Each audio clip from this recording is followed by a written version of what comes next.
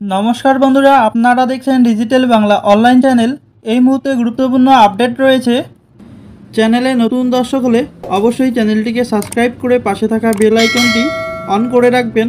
DA মামলার গুরুত্বপূর্ণ update রয়েছে। ডিএ মামলাটি উঠছে কবে, বিস্তারিত জানুন। আগামী 25শে মার্চ সুপ্রিম কোর্টে পশ্চিমবঙ্গ রাজ্য সরকারি কর্মচারীদের ডিএ মামলা উঠতে চলেছে। বৃহস্পতিবার সুপ্রিম কোর্টের তরফে যে অ্যাডভান্স লিস্ট প্রকাশ করা হয়েছে তাতে জানানো হয়েছে যে 25শে মার্চ ডিএ মামলা উঠবে সুপ্রিম কোর্টে। তবে কোন বেঞ্চে সেই মামলা উঠবে তা এখনও জানানো হয়নি। রাজ্য সরকারি কর্মচারীদের সংগঠন কনফেডারেশন অব স্টেট গভর্নমেন্ট এমপ্লয়িজের সভাপতি শ্যামল কুমার মিত্র এবং সাধারণ সম্পাদক মলয় মুখোপাধ্যায় বলেন, কর্মচারীদের জানানো যাচ্ছে সুপ্রিম কোর্টে প্রকাশিত অ্যাডভান্স লিস্টের প্রেক্ষিতে আগামী 25শে মার্চ ডিএ মামলাটি উঠছে। তবে বেঞ্চ এবং সিরিয়াল নম্বর এখনও তা জানা যায়নি। জানা গেলে তা জানিয়ে দেওয়া হবে। বিষয়টি নিয়ে রাজ্য সরকারি কর্মচারীদের অপর একটি সংগঠন ইউনিটি ফোরামের আহ্বায়ক মিন্ময় শ্রীমানি বলেন, গত 2.5 বছরে এই প্রথম ডিএ মামলা সুপ্রিম কোর্টের অ্যাডভান্স লিস্ট প্রথম 100-র মধ্যে উঠেছে।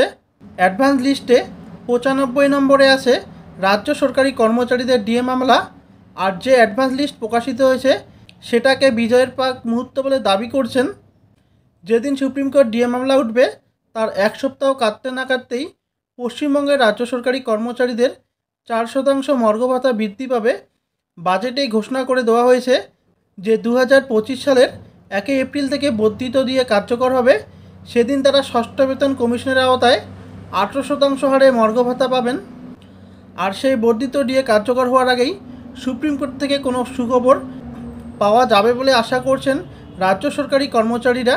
সেই 2016 সাল থেকে পঞ্চম বেতন কমিশনের আওতায় বকেয়া ডিএ নিয়ে আইনি লড়াই চলছে।